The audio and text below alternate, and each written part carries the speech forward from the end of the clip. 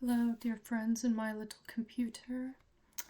Today for you, I have some things that I wrote yesterday and then again today after doing some walks. Just some contradictions and etc. Okay. The scent of cherry blossoms fill the air. Birds chatter and chirp. Buds open as the spring season undulates between sunshine and showers. I woke up to pleasure in the folds of my bed, reveling in warm orgasmic satisfaction. I wake up to the world. No one is free. Alien Enemies Act of 1790. People forcibly removed, detained, erased. Our knowledge is under attack, our very own gift economy. The attempted suspension of our museums and libraries. And somehow the sun still shines and the buds still bloom. The birds do not care if we can no longer read. They go on singing. I saw the mangled body of a songbird gaping and raw, organs astrew, cold and alone on the pavement outside the Department of Revenue. Her head was gone, wing torn off, flesh torn open. Maybe an omen, or symbolic of sorts. I returned her to the earth on the side of the drive, covered her exposed body with a branch of fir, hoping she might finally rest in peace, returning to her home. The crazy hazelnut I passed still bore the nuts from the fall before.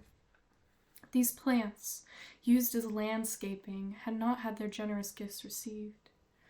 Standing in a concrete encased bed in the parking lot of a government building, I touched them and they crumbled from the branch into my palm, old with decay.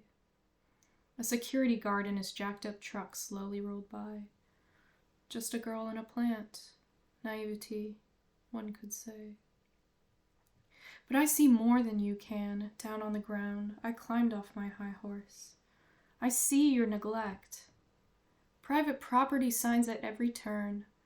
Under surveillance. No trespassing. There is no freedom here. And yet flags still fly, topped with an eagle mid-cry. Wash your car in your driveway because the sun is finally out. But your refusal to look at the passerby tells me all I need to know. Your fence, 6 feet tall and gapless. What do you do that you would not be willing to share with others? With your own neighbors? Do you know their names? Do you nod hello and then each return to a personal garden, a mirrored reflection of the others, when you could just share?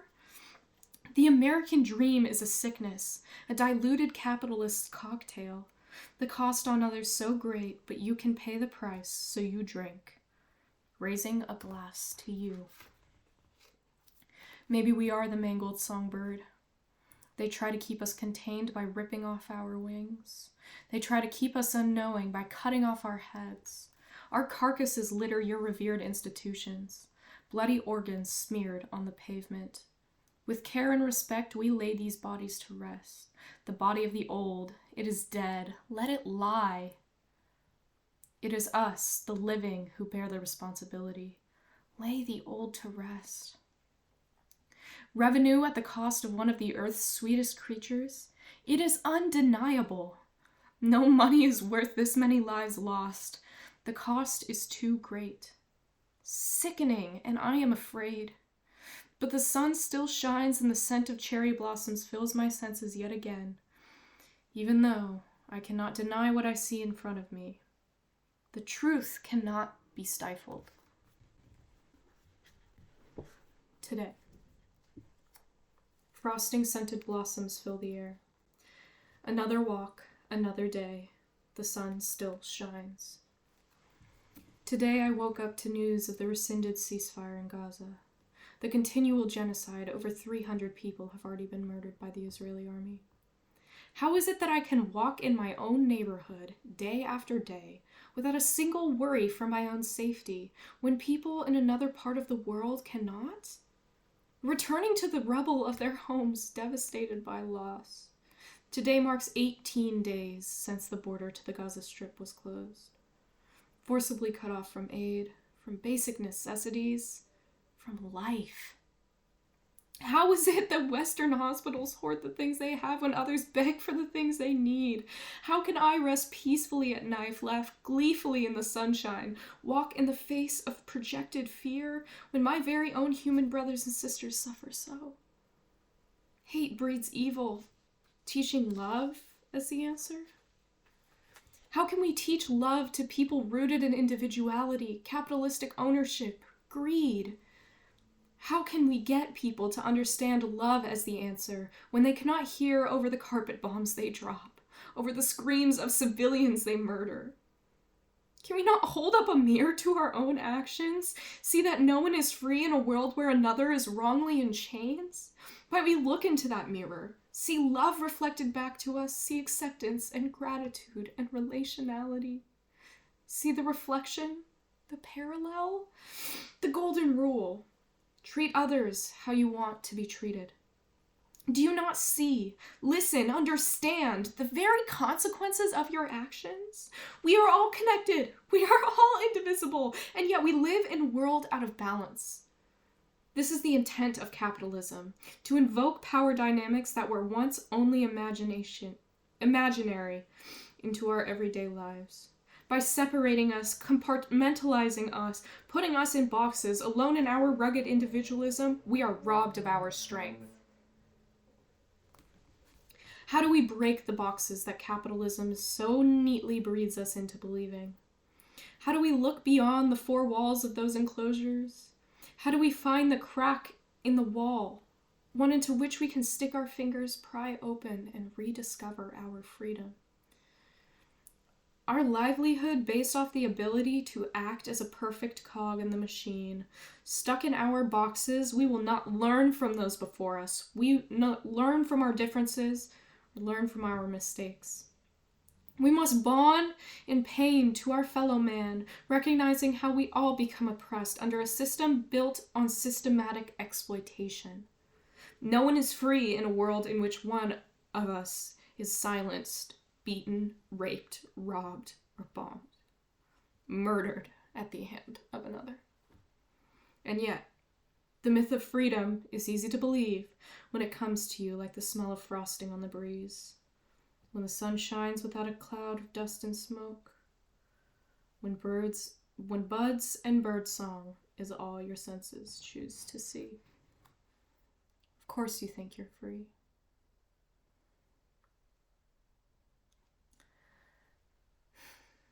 I've been grappling a lot with the amount of privilege that we as Americans have, and also been grappling a lot with the fact that I just have all of this and other people don't, and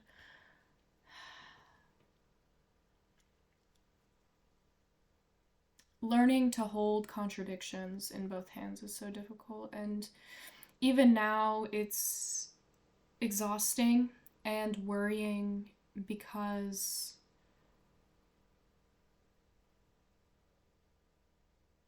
our own institutions are under attack. I mean, the government is cutting us off from or attempting to cut us off from our livelihoods, from our knowledge, is attempting to further dig us into a hole, and the wealth disparity continues to rise. I mean, how can we truly exist in a world like this? We do exist in a world like this, and how can we do something about it?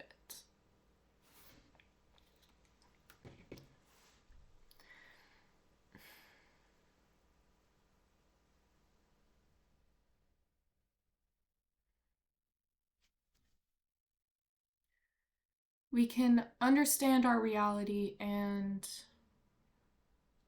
try to understand and educate ourselves about the reality of others.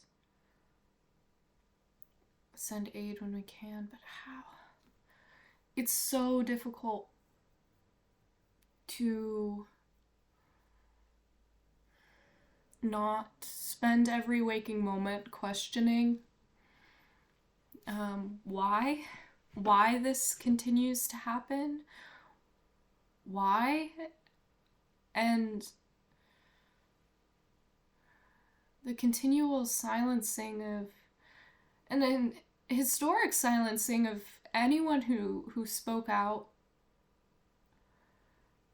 about the truth, and any anti-capitalist sentiment, anything to reclaim our basic rights as human beings, and I don't know, reclaim our freedom. I acknowledge, I speak about freedom as I am sitting here speaking freely, recording and sharing my art. But I mean, if art does not reflect the times, then what is it for? That's what it means to be an artist, does it not? Let's see. That's what Nina Simone said. How can you be an artist and not reflect the times? That, to me, is the definition of an artist.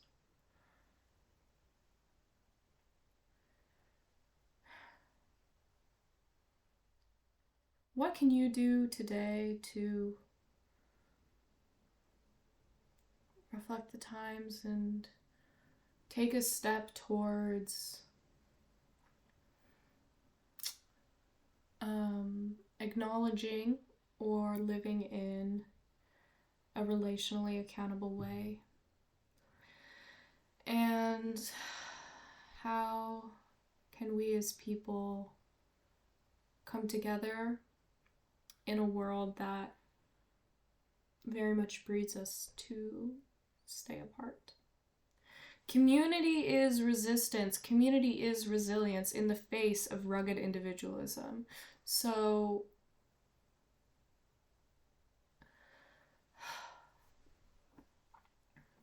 it is a privilege that I do not have to live in the grind set. It is a privilege that I no longer have to stifle myself for a job. It is an undeniable privilege that I have the time, energy, and resources to spend on learning and creating.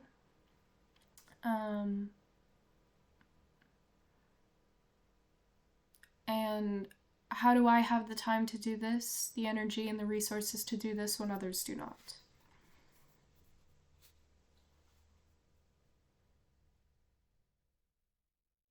The disparity is unsettling, and I do not know if I will see the change that I want in my lifetime. But it is, as Angela Davis said, I will no longer accept the things I cannot change. Instead, I will change the things I cannot accept.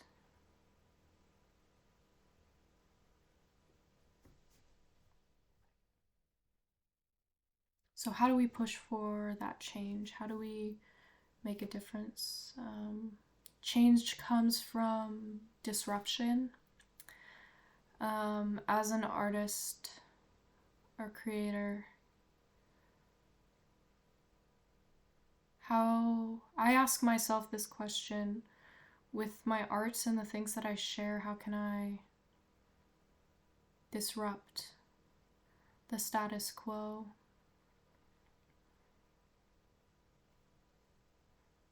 And I am still in the stream. I'm no longer in the river. I am no longer in a waterfall. I'm in a stream. But can I get to a creek that'll lead to a little dribble, into a pond, into a little reservoir? I don't know.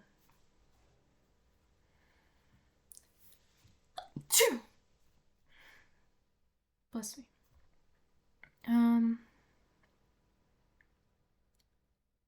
Today I ask you to go turn on the world news or support individual journalists. I don't have a list for you because I'm still on that journey myself, trying to find reliable news sources that are not infinitely like copy and pasted, essentially, no matter the side the news is presenting on.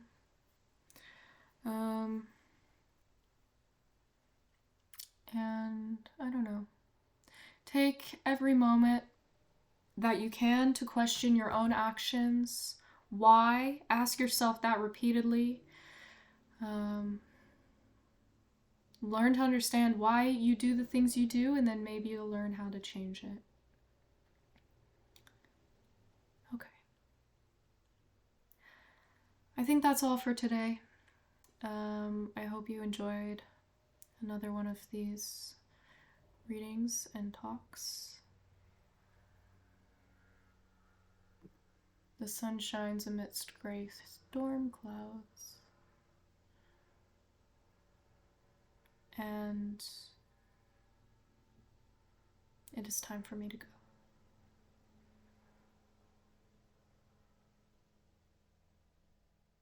Goodbye.